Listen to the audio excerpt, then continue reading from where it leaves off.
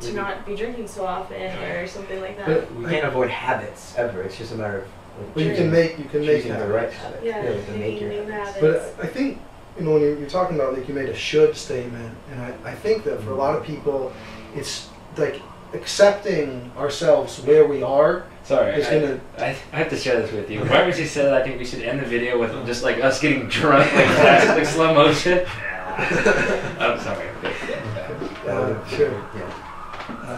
But yeah, I mean, we should not drink. Or that's not a good thing. Well, I think the word should energetically seems to imply there's an external body of law or like right and wrong that somehow is now being imposed upon you. So if I say I should go to the mall, I should do this, I need to go to Trader Joe's right now, the energetic perception I have is there's something up here, some black kind of bad energy, and it's telling me, as opposed to I want to. It's pretending that I don't have agency in that moment.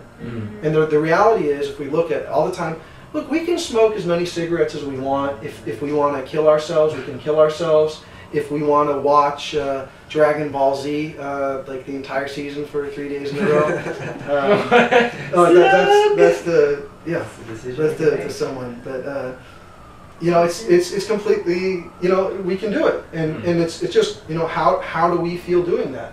And if a person feels great, if it feels that's what they want to do, I'm not going to waste my time trying to tell that person, you know, what are you doing? You know, like I have my own life. If it's someone who's really close to me and I can actually sense this person's in pain, this person's avoiding their bad feelings, or they're avoiding life. That life is really big. And when you talked earlier about the profane versus sacred, I think it's also that we have the opportunity to go at any moment from feeling like we're going backwards and things are crappy to wow. And we can also go from like, you know, good, it's normal, you know, or just like, oh, how's it going? So to beyond what we've ever, you know, imagined. And so that's kind of a power that we have to kind of learn, you know, how do we want to use this? What, you know, what perceptions serve us, and and I don't know, it's like the gates of heaven, gates of hell, the gates are right next to each other. It just depends which one you want to. Yeah. I was, just to bring around one more thing in relation to, in reflection to that comment you just made about appreciating, like, wow, this is really awesome, you know, I'm just lucky to be here, that kind of feeling, which I've genuinely felt. But then this other feeling comes back around that it came because I didn't eat anything. I was creating this morning, I wasn't eating, and like stomach pains. I'm like, oh, okay, that's not fun. I gotta go get something to eat. But just like imagining, okay, there's people that really go through stomach pains, like right now. And I'm trying to say the world's so glorious, and there's these people suffering. You know, so you want to move. Like, how much of you focuses on that, and how much of you focuses on the other at the same time? Would you say? Are they other, or do they dance around in this kind of like weird, smiley and frowny face kind of thing? Yeah. So there are pains that are just our body is trying to ask us to do something for it, right? So the pain isn't, or say when, you know, if someone, like when you're saying you shouldn't say should. I didn't say those exact words, but okay. I did, and I'm badly paraphrasing. But like I think of a conscience, and sometimes the law can actually come from inside. It's not necessarily that when you say I should be doing this, that it's like you're having this imposition from an outside force, or in denying your own agency. It could actually be an affirmation of your agency. To say I should be doing this rather than that. You know? Isn't that how you would make habits in the first place? I mean, maybe the should word is a bad word, but are we just replacing it with is? Like, I think you're saying we're start waking up in the morning. I can start, you know, like it's like more of a. Well, what I got from David was we're masking the real emotion is I want to do this. The deepest part of me wants to do this. When there's a should that comes up, like I should clean my room. Well, you don't really have to. I mean, you want to have it clean. You want that. So and then like you put in this like mask for some reason. I mean, is that what you're getting at with the should kind of? Yeah, that's part of it. Or like a lot of what I want it to express is just like we're making decisions constantly, Like, we can choose how we string our words together. If it comes out, we can just completely change it. You know, we can just say the world is perfect, and that's just how I'm going to describe it, and we can do what we want.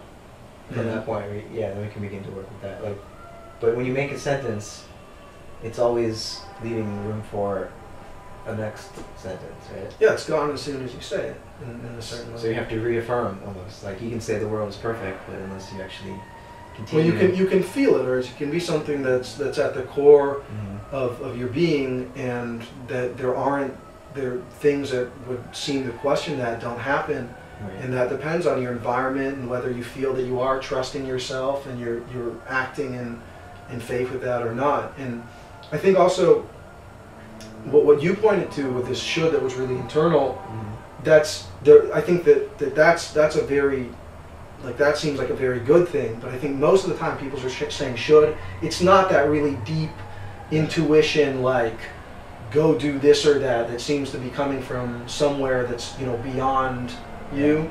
It's something really made up, like, I need to go return this video, I need to do this or that, and there's an actual negative emotion.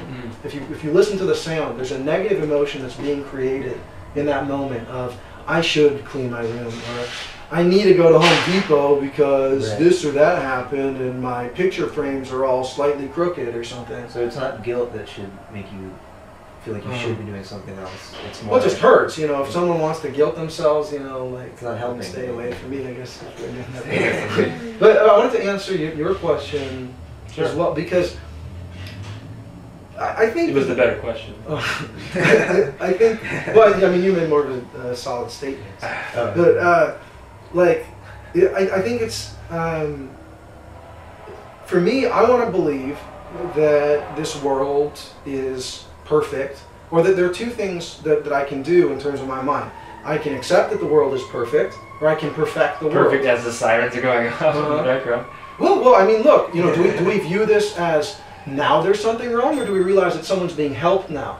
Yeah. You know, I'm just like looking. Yeah, there's a perspective that you can kind of fragment out of reality, and you take these different slices, and they're actual realities. These are worldviews that are actually real. Like, that's a bad thing for a worldview, and then this one is actually it's actually a good thing. See what's going on? That's an actual reality for this worldview. But it's and all these worldviews can reside in one kind of enigma, one kind of entity, and then things really start to get good.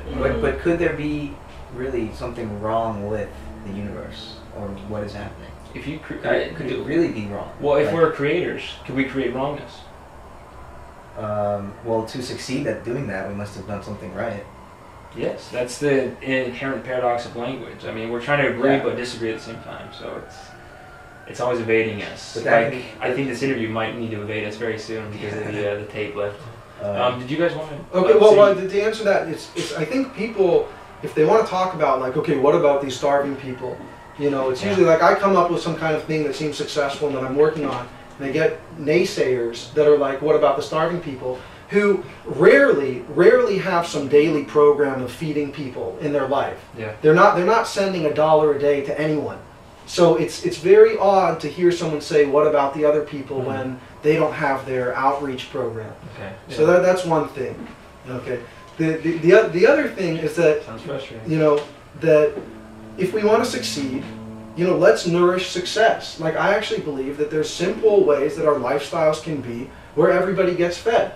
If our government was oriented to, let's feed the world, let's have world peace, we'd have world peace and we'd have the world fed. It's not such a big deal. The amount of money that's spent in creating, say, Nintendos or something was enough to fully feed everyone everywhere. We don't actually even need any money to feed anyone.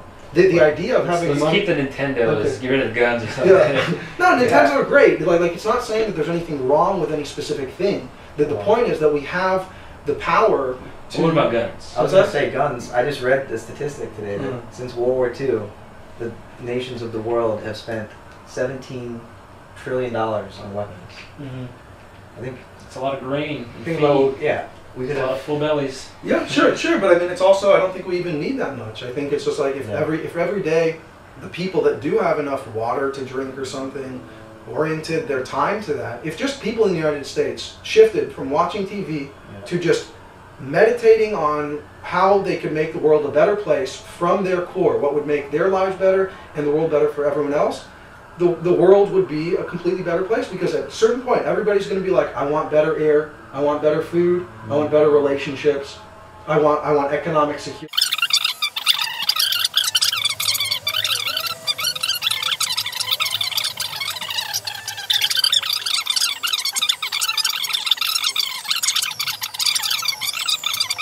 I don't know. I mean, either way, everything's going to be great. Right. All right. Well, that's a wrap then. I think that is a wrap. Well, cool. It's a nice gift packaged, bow tied, and sent out. Let's start drinking. Cool. Yeah. Thank you.